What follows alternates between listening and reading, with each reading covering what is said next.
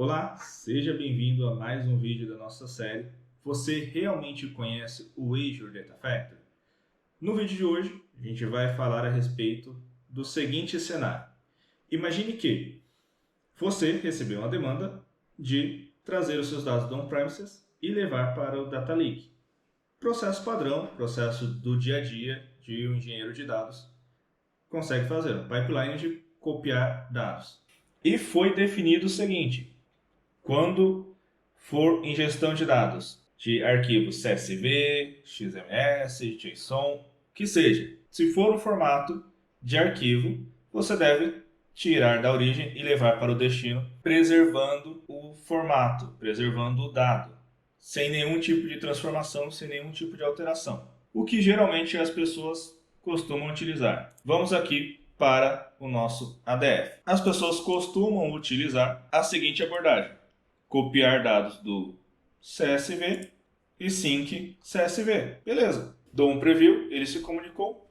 Meu arquivo CSV não tem nenhum tipo de formatação, não tem nada. Você então faz a sua ingestão tirando o dado da origem e destino usando o formato CSV. Quando você tiver a demanda de trazer JSON, você vai lá, cria o dataset de origem e destino, JSON, Avro, Parquet e assim por diante. Zero novidade. Vou simular a seguinte situação. Por algum motivo de delimitador, troquei também o tipo de encoding. Na verdade, vou usar até um outro encoding. O campo já veio zoado. A minha origem ela tinha acentos e aqui eu usei um outro encoding que não tem acento. Eu já estraguei a minha gestão. Mas aí vocês devem estar pensando, não, Jones, aqui na minha empresa fazemos o processo de forma correta. Qual que é o processo que é julgado de forma correta? A gente deixa aqui adicionar dinamicamente. Eu crio os parâmetros para a origem, crio os parâmetros para o meu destino e o que a gente faz é preenchido o parâmetro aqui no dataset, eu crio os parâmetros no pipeline e replico para o meu sync e para o meu source. Desta forma, se eu coloco que vou fazer a ingestão no TF8, o TF8 também lá na minha origem eu vou ler o TF8. Se eu colocar que a minha leitura é um delimitador ponto e vírgula, ele também vai ficar ponto e vírgula do outro lado. E assim sucessivamente. Pô, legal. Eu vou até mostrar aqui um exemplo, trocando para o nosso arquivo de 12 GB que vimos no vídeo anterior. Aqui vai ficar mais perceptível o que acontece, quais são alguns outros problemas que encontramos quando eu troco o delimitador. Coloquei, por exemplo, 1 minuto e 37 segundos. Um tempo legal. Você schedulou, subiu, fez a pull request, foi aprovada, lindo, maravilhoso, tudo segue tranquilamente. Porém, vamos imaginar a seguinte situação: o sistema mudou o modelo como ele gera o dado. Ao invés de ele gerar em vírgula, ele gera em ponto e vírgula. Porque o pessoal identificou que ponto e vírgula seria mais performático, ou trocou para o pipe, que seja. Houve uma mudança no tipo de dado a qual ele saiu. E o que isso interfere? Eu vou simular aqui, trocando algumas coisas. Na minha gravação, ponto e vírgula, mantive o TF8, ou seja, eu estou interpretando o arquivo exatamente como era gravado anteriormente. E eu alterei só aqui o meu delimitador. Essa alteração foi uma forma de evitar que eu precise gerar um outro arquivo com outro tipo de delimitador ou com outro tipo de encoding. Eu estou só pegando um atalho para reaproveitar o mesmo arquivo. Ok? Depois dessa alteração, eu dei um debug. Observe o seguinte: o meu tempo de execução está muito maior. Em 1 minuto e 37, no modelo anterior, quando estava tudo compatível, eu tinha finalizado o meu processo de ingestão. Depois que o arquivo sofreu alteração, o tempo de execução aumentou. Então você esteja pensando, pô, Jones, mas o tempo de execução para o arquivo CSV não faz tanta diferença assim. Cara, faz, porque você tá ocupando sua máquina de Integration Runtime. Faz também porque os pipelines geralmente são encadeados, ou seja, você espera que um termine para que outra atividade posterior continue, e você está só jogando esse seu pipeline atrasou aqui uma ingestão, você atrasa toda uma cadeia à frente. Então, isso tem um risco. Outro risco que pode acontecer: no CSV, a gente tem aqui o quote character. Ele é o identificador que, caso no meio do meu texto tenha o caractere idêntico ao meu delimitador, ele vai saber, com esse que eu indiquei que é a aspa dupla, ele vai saber que tudo que está dentro desta aspa dupla é para ser considerado uma única coluna.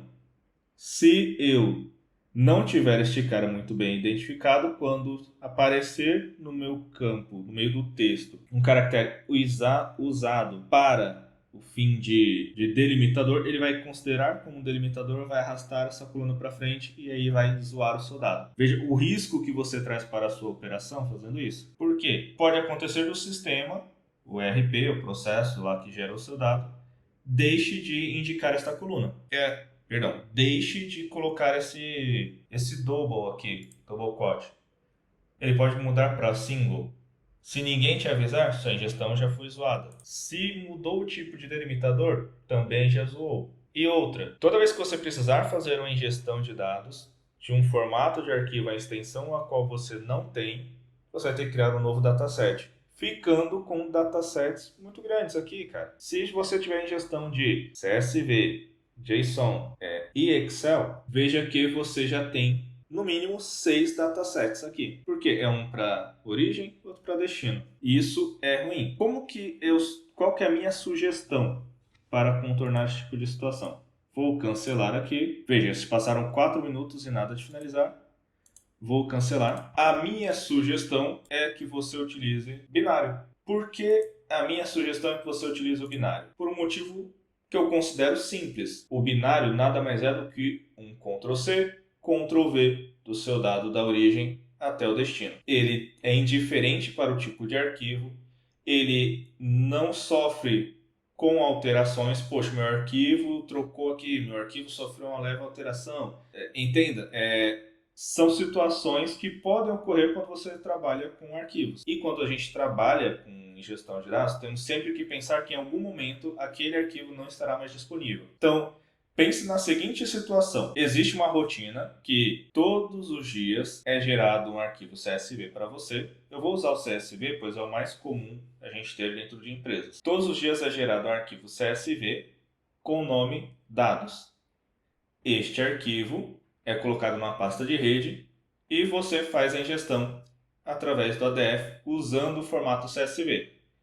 Você foi lá, buscou o dado, trouxe para o Lake, lendo e interpretando como CSV. No dia seguinte, é colocado um outro arquivo, é subscrevido aquele e você perdeu, mas você já gravou ele no Lake.